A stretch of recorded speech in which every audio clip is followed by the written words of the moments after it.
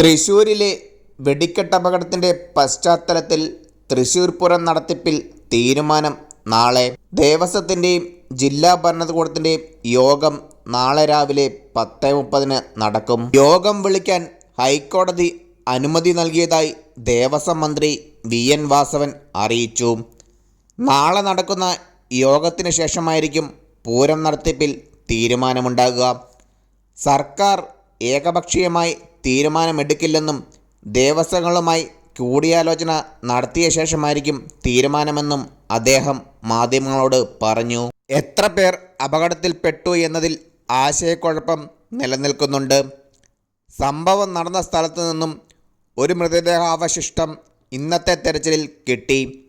പൂരം കഴിയാതെ താൻ തൃശൂരിൽ നിന്നും മടങ്ങുന്നില്ലെന്നും മന്ത്രി വി.എൻ. വാസവൻ വ്യക്തമാക്കി. ദുരന്ത പശ്ചാത്തലത്തിൽ സ്പെഷ്യൽ ക്യാബിനറ്റ് ഇന്ന് നടക്കും.